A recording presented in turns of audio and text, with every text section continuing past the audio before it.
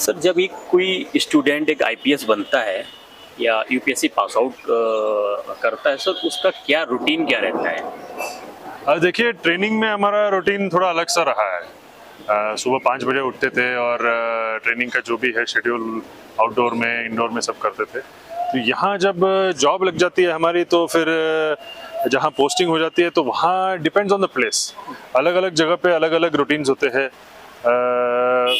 मैं एक दूसरे स्टेट में भी मैंने काम किया था, केरला में मैंने काम किया था। वहाँ पर लोगों का रूटीन ही सुबह जल्दी उठने का था। तो मतलब इश्यूज सुबह जल्दी हो जाते थे, मतलब 9 साढ़े 9 बजे तक लोग बाहर आने लग जाते थे, प्रॉब्लम शुरू हो जाते थे।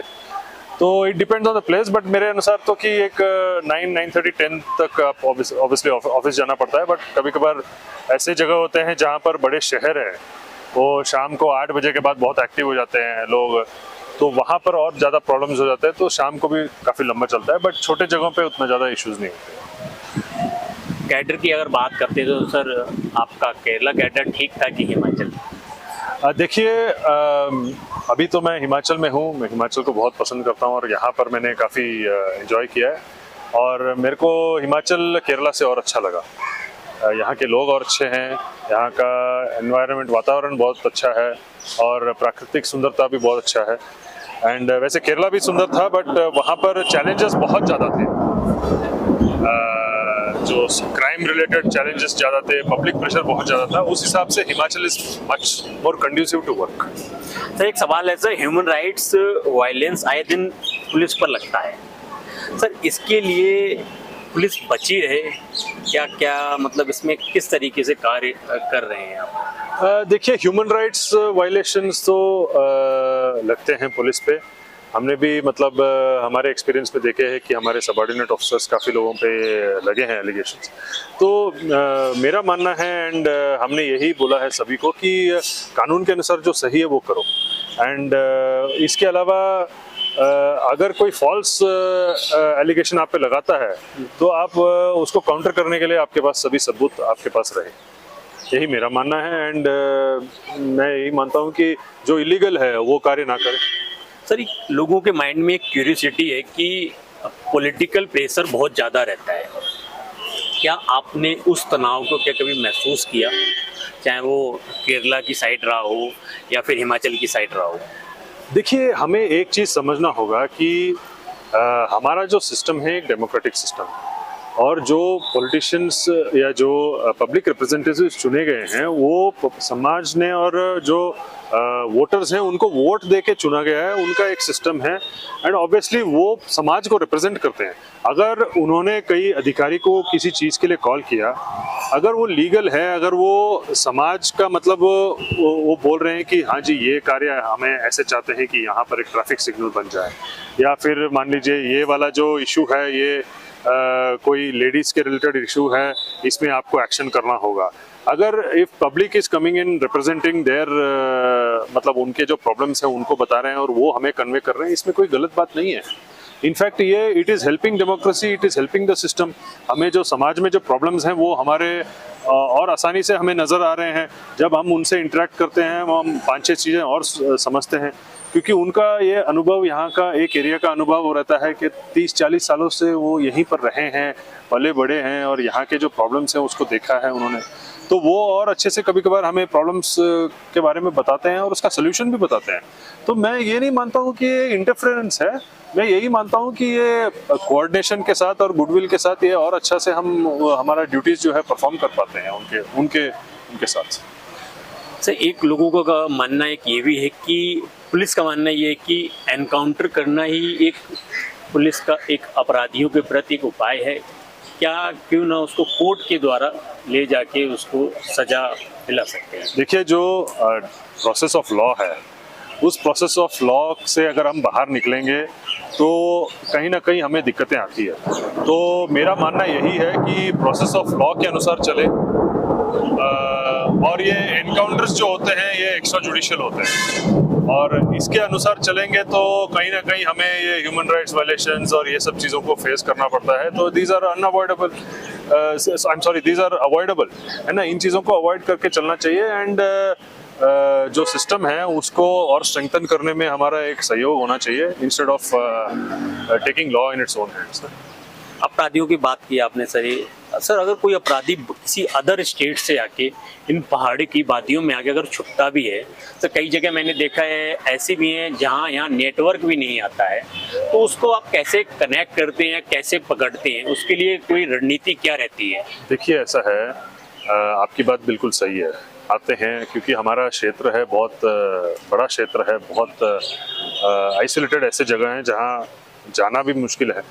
बट आपको ये भी समझना होगा कि यहाँ पर ये जो समाज है, यहाँ के जो लोग हैं, it is a small society. यहाँ का हर एक परिवार का व्यक्ति दूसरे परिवार के व्यक्तियों को पूरा जानता है, और गांव के व्यक्ति अपने गांव में कौन कौन 200-300 लोग जो भी हैं सभी को पहचानते हैं, और उनके प्रधान भी हैं, जो भी है लीडर्स हैं, वो सबको पहचानते हैं। तो कोई बाहर का व्यक्ति सडनली आके वहाँ ठहरने लगेगा तो लोग उसको आराम से पहचान लेते हैं। तो हमें इन चीज़ों के बारे में इंफॉर्मेशन मिलता रहता है, बताते रहते हैं लोग। एंड इनफैक्ट यहाँ के लोग इतने भी कॉन्शियस है कि वो इन चीज़ों को लेके इतना कॉन्शियस है कि वो चाहते हैं कि बाहर के लोग आके गलत काम ना करें। तो इस चीज़ को लेके बड़े कॉन्शियस हैं and they are very upright कि ये बोल देते हैं जी आप गलत कर रहे हैं, आप ये ऐसा ना करें। इवन कभी कभार लोग कूड़ा कचड़ा भी फेंकते हैं तो वो मना करते हैं, बोलते हैं आप ऐसा ना करें, बाहर से आके ऐसा गंदा मत फैलाएं। मैं किसी एक समाज को या किसी कम्युनिटी को नहीं बोल रहा हूँ, बट मैं यही कह रहा हूँ कि यहाँ के लोग इतने कॉन्शियस हैं, राइट ओरिएंटेड हैं, वो जानते हैं क्या सही है क्या गलत है। इनामी अपराधी को क्या कुल्लू पुलिस ने पकड़ा है क्या? किसी अदर स्टेट का जिस पे इनाम दागा गया हो और उसको यहाँ पकड़ा गया हो? हाँ जी, ऐसे 2-4 इंस्टेंसेस हुए हैं। पंजाब से कभी कभार हमें इन्फॉर्मेशन आता है कि यहाँ पर कोई छुपा हुआ है, या छुपा नहीं मतलब यहाँ पर कोई आया हुआ है तो उसको पकड़ना है, तो वो हम डेफिनेटली उनको असिस्ट करते हैं और पकड़ते हैं। नहीं, आपने सर क्या कि वो गांव के कई लोग रहते हैं, वो मतलब बाहर के लोगों को मतलब इस तरह की एक्टिविटी करते हैं, तो मतलब उनको हटाने का या आपको इन्फॉर्मेशन देने का काम करते हैं क्या? सर कभी कभी ऐसे भी होता है कि मतलब वो पैसा दे के रह सकते हैं, जो इन्फॉर्मेशन ना दे मतलब पैसे देते रहें, ऐसा भी कुछ इंसिडेंट होता है क्या? आप क्या बोलना चाहते हैं कि शरणागत करते हैं मतलब पैसा देने के बाद उनको कहते हैं कि आप लोग शांत रहना, मतलब आप लोग किसी को बताना नहीं? वैसा हमारे नॉलेज में ऐसा कमी आता है क्योंकि यहाँ के लोग स्ट्रेट फॉरवर्ड हैं, बोल देते हैं कि मतलब ऐसा हो रहा है। अगर वो नहीं बोलेगा तो कोई और बोल देगा, है ना। कि अगर मान लीजिए किसी ने पैसा लिया है और वो चुप बैठा है, वो तो चलो चुप बैठा है, बट दूसरा कोई बंदा है जिसने, वो तो आके बोल देगा कि ऐसा हो रहा है जी। तो these instances come to our notice. अपने पास ऐसा कोई ऐसा रेशियो रहता है कि कितने लोग विजिट करें मतलब इस ईयर में, मतलब आपके टाइम से आने के बाद कितने लोगों ने मतलब मनाली को विजिट किया? देखिए जब टूरिस्ट का पीक सीजन चला हुआ था तो every day we were getting around 7,000 गाड़ियाँ 4 व्हीलर्स, है ना। दैट इज अराउंड, आप उसको एक गाड़ी में अगर 4 लोग मान के चलेंगे एक परिवार का, that is just an approximate figure ना। 7,000 तो आपके पास तो तकरीबन 30,000 लोग तो डेली आ रहे हैं। इसके अलावा 100 वोल्वो की बसें आ रही थी, है ना, ओनली टू मनाली। तो यहाँ पर कुल्लू का जो डिस्ट्रिक्ट है ये बंजार का एरिया भी पड़ता है, मणिकरण का एरिया भी पड़ता है। तो अगर आप ये पूरा कैलकुलेट करेंगे तो पीक टूरिस्ट सीजन में हमारे पास तकरीबन 60,000 लोग तो आ रहे थे। एंड जब ये न्यू ईयर्स का समय हो या क्रिसमस का समय हो जाता है, जब हॉलीडेज मिलते हैं लोगों को, तब अप्रॉक्सीमेटली 1.25 to 1.5 लोग एवरीडे आते हैं। एंड ये काफ़ी प्रेशर बन जाता है हमारे ऊपर, ट्रैफिक का इश्यूज हो जाते हैं, एंड ऑब्वियसली कभी कभार कोई इश्यूज भी ऐसे, उसके अलावा एक्सीडेंट्स के भी होते हैं। सर के साथ अभी हमारा एक रैट फायर है सर, 1 क्वेश्चन में 1 आंसर 1 वर्ड में आपको आंसर देना है सर। सर बैचमेट में सबसे ज़्यादा करीबी कौन था? मेरी वाइफ ही थी बैचमेट में क्योंकि उन्हीं से ज़्यादा इंटरेक्शन हुआ था जब मैं बैच में था। बट उसके अलावा ऑब्वियसली मेरे 2-4 अच्छे दोस्त बने, तो उनसे अभी भी बात चला रहता है।